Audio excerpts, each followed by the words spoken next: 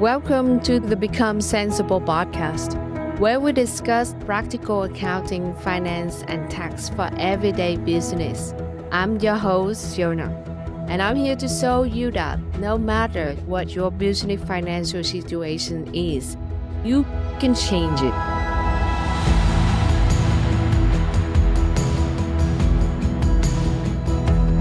Good morning and welcome back to the podcast Become Sensible. Today's guest is example of reinvention done right will compounds. Heather Chandler spent a decade as the TV anchor and reporter. Eventually, she founded the IMG Studio in 2007. And since then, with 7 Lone Star Emmy Awards, a feature documentary winnings for a fatal disease in Uganda, woman induction of Hall of Fame 40 under 40 and a deep service to the San Antonio community of art and filming. We are talking about building a creative business that lasts and with deep empathy and the discipline behind the effortless storytelling. Welcome, Heather, into the podcast. Thank you, Fiona. It's so good to see you and be on your podcast. Yes, we're just so excited to have you today. So, with all the amazing thing that you have done and achieved, so can we just go back into the day 2007? With decades in broadcasting, what made you decided to leave the career in broadcasting to start your studio? Like you mentioned, I was a TV news reporter, and I think it was just a matter. At the time, I was a morning reporter, which meant I had to be up at 3 a.m. I was reporting on some sort of disaster that happened, and I thought, I feel like I really enjoy the storytelling aspect using video, but I was tired of telling negative stories. And so at the time, I'm like, how can I use my skills to do something that I enjoy and that's positive and that I don't have to wake up at 3 a.m. Like necessary and combined with your passion. But I totally understand, we don't want to tell negative story all the time.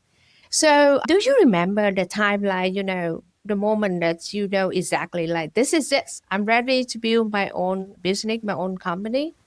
Yes, actually, it was probably 3 a.m. I was in a live truck about to do a live. So I was like halfway asleep and I'm thinking, I don't want to do this. So at that point, I had the idea, why don't I know how to shoot video? I know how to edit. Why don't I just start my own business? Of course, never having started a business, I just dove into it. But there was that moment, that one day where I thought, I can't do this anymore. So that's the moment. Okay. Yeah, we all have those moments that we say that's it. This is enough. We don't want to do this anymore. Okay. So was there the pivotal moment, or is this you feel like excitement, or you mix both between? Yeah. The good news is my husband had a full-time job at the time. So I said, hey, I'm thinking about doing this. I've never started a business. I don't know how to do it. I was like, you need to pay our bills where I try this. So I was very grateful that he was able to do that. So that definitely, I didn't do it alone. So I just started that way. There wasn't how you hear about these grand business plans. I just went for it. I realized there are a lot of people who are doing this on their own. So I completely appreciate that. Yeah. And then how do you think your background in reporting journalism actually shaped the way that you lead in your creative business today? That's a really good question. I think that the journalism side, I definitely, when you're in the news, there's a 5 o'clock news, it has to be done. So I think what I learned in journalism is deadlines, timelines, get it done. So that's one of the things that I hear some other people in the industry who may not have that news background. You hear clients say, oh, I haven't seen my video. It's taken forever, but I take deadlines and budgets really seriously. But also kind of infusing that human aspect, because in news, we're telling human stories many times. And so that's what I'm really interested in, is kind of showing how we're all more alike than we are different through storytelling. Yeah, I remember the first time I met you, you talk about you do storytelling. And most your work is for a nonprofit organization? That's kind of how I started doing a lot of nonprofit storytelling. So probably about 30 to 40% still is telling nonprofit stories for the purposes of helping them raise money for their organizations. But we do work with a lot of healthcare organizations to tell their stories. The city of San Antonio, we work with a lot of government agencies as well. So Yeah. it's both for profit and for nonprofit organizations. Okay, that's beautiful. Okay, so in 2007, when you started, like the video production technology and everything was totally different. For like the last like decades or 15 years, mass like change in terms of technologies. How you actually adapt with like all the change in the like bigger landscaping? That's a really good question. So when I started, Facebook and social media was just barely coming out. I think the iPhone launched just 1 year before. So obviously, technology has definitely changed. When I started, productions were expensive. You needed Oh, okay. big lights. But these days, people have a really nice camera in their pocket. So kind of the way that we've evolved is really sticking to the core of good storytelling. We have really good cameras, professional cameras, but they've been getting less and less expensive. So I feel like just generally kind of the price point has gone down, but what's remained consistent is just the need for quality storytelling. I feel like it's more accessible now, which I think is a good thing, but at the core of it, you just have to be able to tell a good story, whether you're shooting on $100,000 camera or an iPhone. And do you actually write the script for the story for your client, or how that actually work? I probably think that in your production procedure, it would be like start from the client story and then have a script and then all of these things, which I'm not expert in.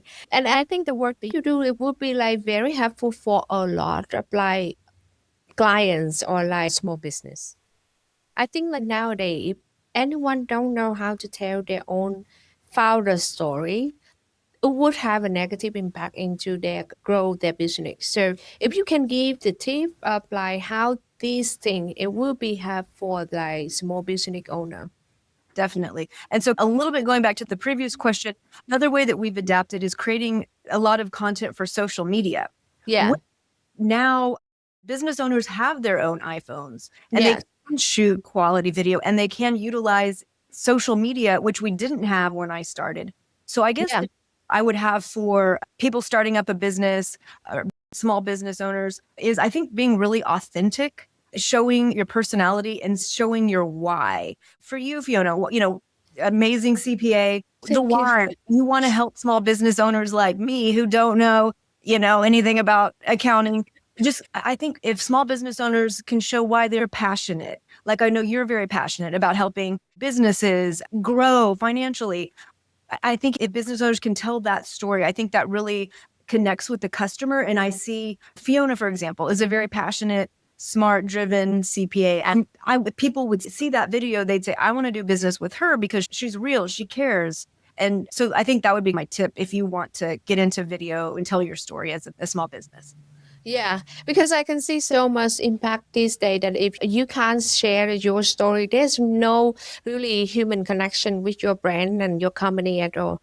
Because it look like commodities on the markets. Exactly. And then to address the question you actually asked, the process is sometimes for example, we'll have a nonprofit that has bullet points. We want to touch on these. So our team will create a storyboard, a script, but a lot of the work we do is more organic. So we'll do an interview based on the talking points. So we may not know exactly what the person's going to say, but we usually go in with the idea of an outline of how we're envisioning the story to go. Yeah, it's like me and you. I don't know what you would say.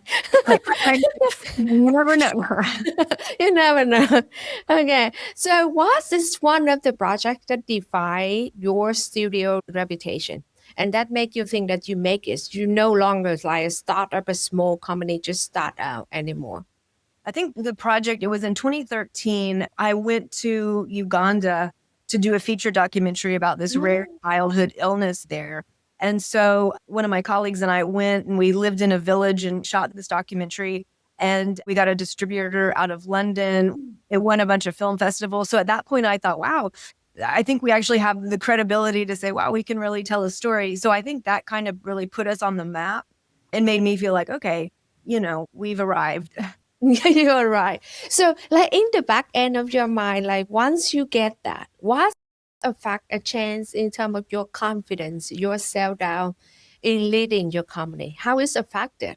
That's a good question. I think just because not having the business background that you have and you're so excellent at that, this woman's brilliant for people who don't know. But I think I felt a little bit like an imposter. Who am I to be starting a business? Who am I to think I can do this?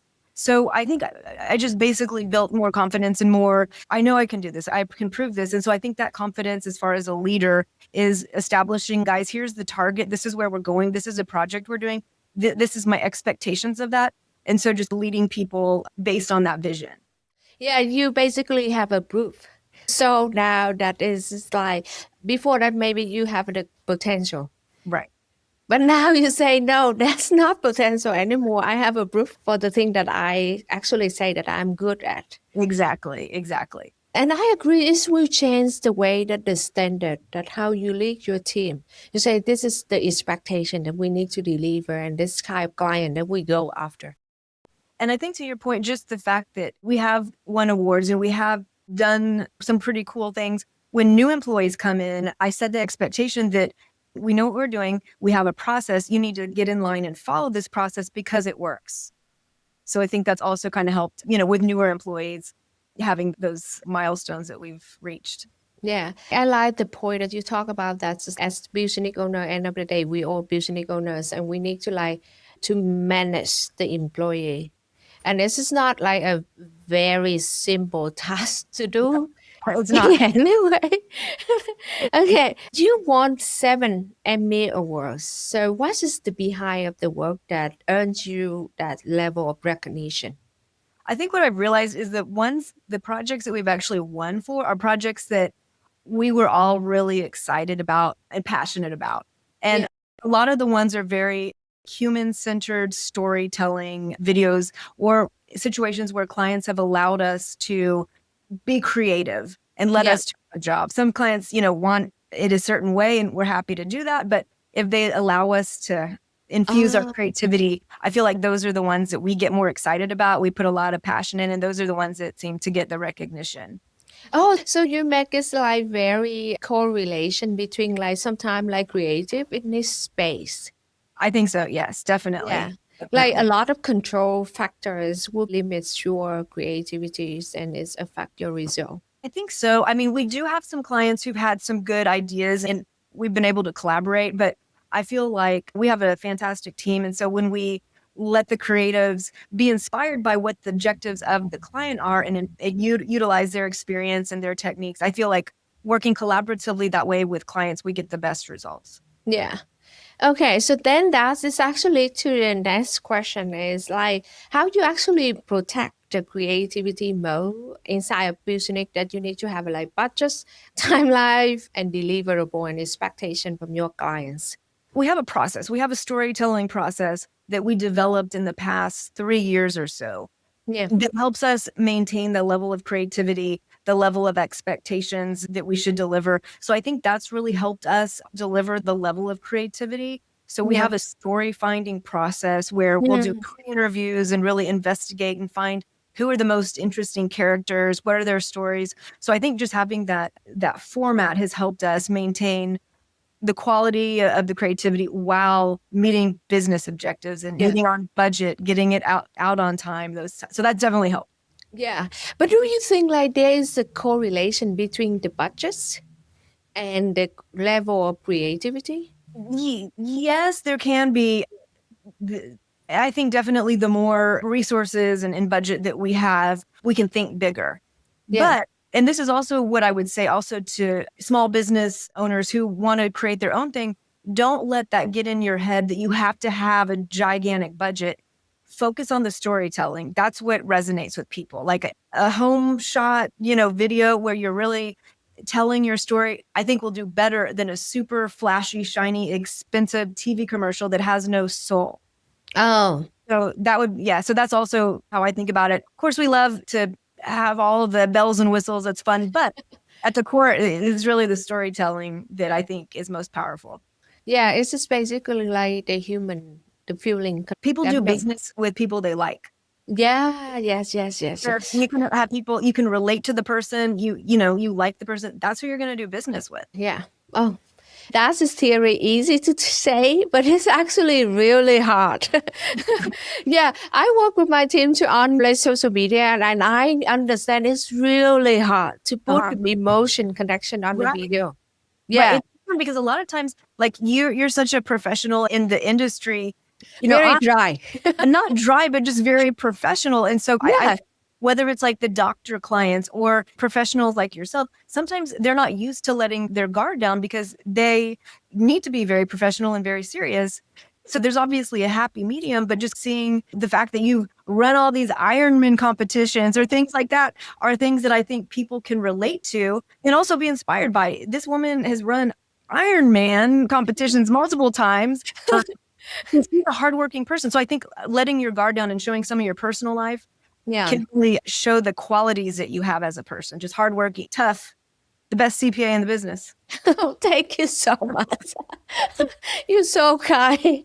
Okay, so tell me a little bit about the documentary that you did in Uganda that went on win your international awards. Like, what is like that experience that teach you about like storytelling and empathy?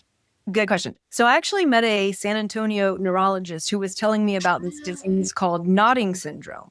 And Okay. nodding syndrome, it's actually where kids start nodding their heads. That's one of the signs. And so she was telling me how she was doing some work to try to investigate this mysterious disease. And so Mm. I just thought, I have to do this. Is well, another thing in Uganda, they're poor and they have to farm. So what she was telling me is these children, they lose cognitive ability. So they have to tie the kids to a tree like a dog so they won't wander off while they're working in the field. It's an impossible choice for a parent. So I never made a feature documentary. I just said, I'm just going to do it. So it really taught me so much. Just about empathy. I had never been to Uganda or Africa just to Yeah. see, kind of, to get a bigger world perspective and to see how we're all much more alike. Mothers care about their Yeah. children. So Yeah. it was just really a good experience. And it was a really great experience meeting the people there. They're fantastic. And so it really taught me a lot about empathy as well. Yeah. Um, I didn't know actually there is a story that like actually the mother need to tie the kids into the tree. That's Birchwood, such Atwood, yeah, because they wander off and they'll fall into people cook with open fires and kids will fall to the fire or they're drowned in the river. So there are a lot of kids we saw that were burnt or, one of the girls featured actually passed away. She drowned in a river because she had an episode. So it was just like your face. That was my face when I heard tying kids to trees. I got to figure out what's going on. So it was pretty shocking, but it's good to see that people are investigating this and trying to figure out what's going on. I admire you for that, take the risks and like travel cross to the different places you never gone to and actually like tell the story. That's just beautiful work. Yeah, thank you. And I think it's just when you're passionate, you're not afraid, or you're just with anything. If you're starting a business and you feel that passion, you're not afraid. It's meant to be. You should do Yeah. it. Why do you think like storytelling has such like a powerful bridge between like people, communities, and the cause? Okay, if you want me to get nerdy on this, Yes, it's if you okay. talk, It's beautiful. We okay, need so to understand the work you do. I think storytelling, and actually Steve Jobs had a quote that storytellers are the most powerful people in the world. And that is because for millennia, when we were early humans, we would tell stories to communicate. Yeah. We didn't give PowerPoint presentations. We didn't do that. So our brains are wired to understand stories better than facts and figures. So I think if you can create a powerful story, that is going to resonate and stick with people much more than any kind of facts or figures or spreadsheets or data like that. And I think it just as humans, I think we just gravitate towards storytelling. Oh, it's just like conversation between the friends. Right. Like share a story about another friends or another thing that you enjoy about. It just make it like a natural connection. And so here's an example of what I mean. So I think, so if I told you, Fiona, I drove to the office today and traffic was bad. Yeah. Okay, whatever. But I'm like, Fiona, I got in my car and it smelled like an onion because I went grocery shopping and a red onion rolled underneath my seat.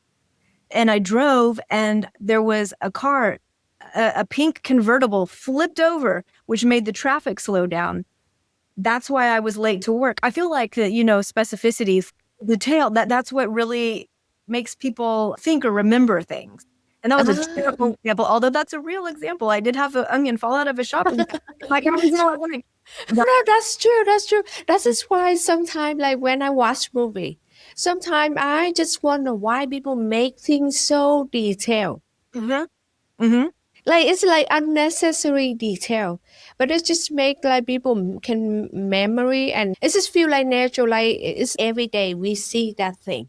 Yes. Or I think so, for example, using you, if I was telling somebody, Fiona did an Ironman and she finished, but if Yeah. I was, Fiona had the biggest blister on her heel, it's so painful. She put her shoe on, but she ran those 26 miles in. You kind of are like, wow, you feel the struggle or the challenge, and you relate more to that person. Okay, you just teach me about how to tell a story. And I don't want to have a blister while you're running because that would be miserable. No, exactly. Like the day after that, I couldn't wear heels, so that is true. How do you decide like which story is worth telling? I almost feel like if you look at any story, it could be worth telling. You may not think that you have a story, but in our storytelling process, we find what's unique, what kind of human thread ties this character with other people. That's not really a great answer. How do I figure out what story to tell? But obviously ones that are impactful or that do good. But I think you can find humanity in anybody. So especially if we're talking to business owners, you may think, I sell flowers. It's boring, whatever. But there's a story. Maybe you, as a kid, enjoyed growing flowers. There's always some sort of way to have that thread of humanity and make your story interesting. Okay, so you say that we like basically need a thread of humanity in our storytelling. Yes. So I think so. For example, if let's make up a flower delivery person, I think all of us can relate to. I was playing outside and I saw these beautiful flowers and I pressed them, and that was my hobby. I would collect flowers and I had a love of flowers, and I would make birthday cards for my family. I've always loved flowers, and now I opened a flower shop. So I Yeah. think all of us can relate to maybe looking at flowers as a child or making something creatively. So I think all of us can relate to some element of that story when you allow yourself to be vulnerable and Mm. tell your story. What is your why? Why do you do what you do? Oh, but you talk about the factor of vulnerability. That's a wonderful thing to say. Like, not everyone would be like comfortable go online and talk about vulnerability, and I think that's a very hard thing to do. I agree with you. And actually, we just did an interview yesterday with an emergency room doctor. Okay. And he was talking about, why he does his job and passionate about. And I said, are you scared? And he's like, honestly, it is stressful. There are moments when a case will come in and it is scary, but I brace in I ground myself in my training and I do it. So it's kind of like, that's an example where, he allowed himself to be vulnerable. Like if some major car crash comes in, he might feel scared, but Yeah. he goes back to the training he learned and centers himself and is able to do his job well. But I think that makes you relate. Oh, these guys are human.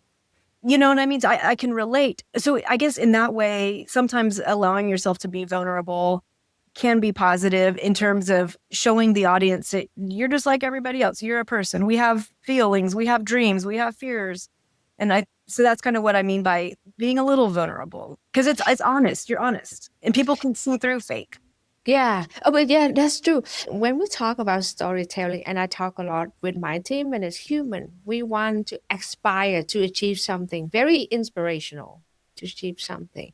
And there's the factor that we want to see the vulnerabilities so that we feel like connected with these people. In your experience, you think like inspirational is better than a vulnerability, or vulnerability serve better storytelling purpose? Okay, I think the key to any interesting story is desire and conflict. So if you watch Oh, a movie, even if it's so simple as I want a lollipop, but the door is locked, that's the conflict. And I get it. So I think if you're going to tell your story, you need to show a challenge that makes it interesting and that makes it. So for example, I started this flower shop but I didn't have any money. So Yeah.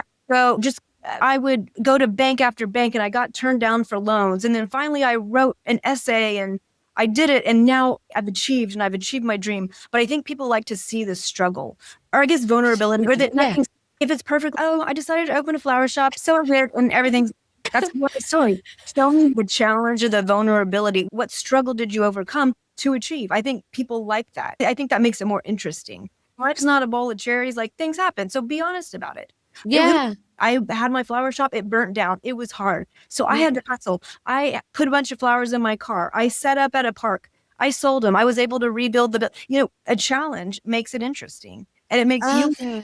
that makes you be like, wow, they did all that. That's amazing. So Oh kind my God, you just teach all of us about storytelling. We don't need to debate about it every single day. of, Okay. Okay, so the next question is you build like a very respected, like creative company, and you also serve your city through leadership and mentoring. Do you think like what is the factors that you think important in leadership? I think, at least in my experience, I think leadership is to, at least what I do is I show my team like I am not above anything. I'm a team player too. If we have a shoot and we have to move some gear, I'm there moving it. But also leadership is like, guys, this is the level of quality that I expect. This is our process. And Yeah. just making it sure we have the same North Star, guys, we're heading this way. Yeah. Let's do it, and giving them the resources they need. So I think that's kind of the way I do leadership. Yeah, like very hand-on and but also like decisive that you know like where you lead the team going to. Exactly, exactly. To Yeah. have that. And in creative industry, it's kind of interesting that I let them frame up that shot how you want it, but I'll check it and be like, that I like it this way, and let me explain why. The composition of this shot. So I feel like it's also kind of teaching. There's no one right or wrong way to do something creatively, but we have our style that's working for us and the style Yeah. that I like. So I kind of try to educate and say, this is where we're going and we need to do it this way. So The ability to look at something and know what is the right way. I don't think that is transferable at all. It's just basically you gain it through your experience. and of course, I'm like, I'm always right. I mean, that I have my style. I'm not going to say that I'm always right, but I am. But yeah, I think that is something that, like, an aesthetic that not everybody has, but you can kind of teach, like, this is why this looks. Mm. You know, Okay. Okay. What do you think like woman entrepreneurship uniquely bringing into the creative industry? my creative industry, video production, is very male dominated. Yes. I don't know if this is a female thing or not, but I try to bring everybody in. Guys, here's a project. I want to hear everybody's idea. I try to get consensus because my ideas, believe it or not, are not always right. Somebody may have an idea. I'm like, oh, that is good. So I think working collaboratively, not that men don't work collaboratively, but I feel like that's definitely helped us. And I just feel, I don't know if it's like a motherly thing, but I care about my employees. I want to teach them. I want to see them grow. I want to give them classes of tools to better themselves. So I really enjoy seeing people do better for themselves, be better, become stronger at their craft. And again, not if that's a woman thing or nothing, but that's what I hear from employees. That I think they feel that I care and set them up for success. That is beautiful. Yeah, my staff, anytime that we have a dinners or lunch together, they will say, okay, give this to Fiona, she will take care of us. As if we like the mother. I feel that's relatable too. Okay, so you was like inducted into the San Antonio like Woman Hall of Fame. What that moment represent for you into like your personalities? What's that moment change in your self own perception? I was frankly really surprised that I would be in the category of a lot of really amazing women, but it also made me think that for some reason people do think I'm doing something good or helping the San Antonio community. So I guess just made me think, you know what? I need to continue this. I need to continue supporting nonprofit. Apparently people think that I've done something to help the community. So it just made me realize I need to continue that Yeah. through storytelling or supporting nonprofits. So that's kind of what I received out of that. Yeah. Do you think like that is also like have a positive effect into like some moment that someday you wake up and you don't want to go to the office and all these things, it just remind you that okay, just need to be continue to do the work that you do. Yes, there are days like I'm sure you feel, and everybody, like I wake up and I'm like, oh my gosh, not again. But I do. It makes me be like, okay, look, you've been honored with this. You need to get back. You need to just, you have a bad day, you get knocked down, get back up. Let's do it. So I think you're right. It does make you think. I got to just keep going. Yeah, I just cannot go down to you from Right. here. Exactly. How do you overcome like the self-doubt as the woman run your own creative company? How do you feel like confidence that back you up in any time that you send a proposal in or like big for a project? I think early on, so for example, we'd go on to set and I would show up as the owner of the company and Yeah. people like, are you hair and makeup? Are you here? Yeah. I'm like, no, I'm directing this and I'm the owner. So I think that kind of like hurt a little bit. Like, nothing against hair and makeup people. That's definitely a craft, but that's not what I was on set to do. Yeah. So I think the older I've gotten, like you said, when I'm sending in proposals, I'm just grounded in the confidence of I've done this, I've proven myself. I'm constantly learning and want to continue learning. But I think just the longer you've been in business, the more confidence. I'm like, no, this is a good proposal. I know what I'm doing. I guess just confidence is kind of helped me move forward as the longer I've been in business. Yeah, like you basically have a track record. Right. And I don't need to, I feel like I don't need to prove anything. Either you like me or you don't. You like our work or you don't. Been doing this a long time. You will believe it. Yeah, you just suddenly like have a less self-doubt as you have a track record. Go with Right. it. Yeah. Okay, so what's your advice to like someone in the middle of pivot moment that they feel like everything they do is fine, but they know that inside of them aiming for something bigger, but they feel like scared to like jump off the jump. So, what is your advice for them? That's a great question because a lot of people have a nice, stable job. They may feel like they're getting that income, but there's something inside of them that's not being used, or they have a skill or a drive. Going back to, I was fortunate in that my husband had an income, so we were able to pay the bills while I did that. So I'm speaking from a place of, I guess I was lucky to be able to just jump into that. But I think if you have a drive and you feel like you want to start a business, go through the process of putting together a business plan. Maybe talk to a banker or talk to some mentors. But I would say do it. Life is short. If you have that drive, you'll make it work. You'll make it work. If it feels right in your soul, you'll make it work. You'll figure out a way to do it. And you have a no regret that you actually like follows your passion. It was crazy. I remember my family, they're like, why would you give up a TV career?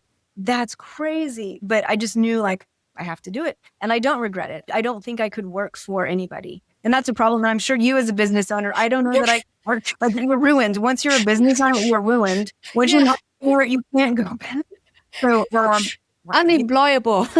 well, that's right. That's right. You can't do it. You can't do it. Exactly. So, I'll be selling snow cones or what. I'm an entrepreneur and there's nothing that can stop it, unfortunately. So tell me a little bit like when you look at the next decade of your studio, what is the vision look like? I hope that we're able to start producing more of our own original content. Yeah. We're currently working on a feature documentary that'll air on our local PBS station. So I'm hoping to be able to get more opportunities to produce meaningful documentaries.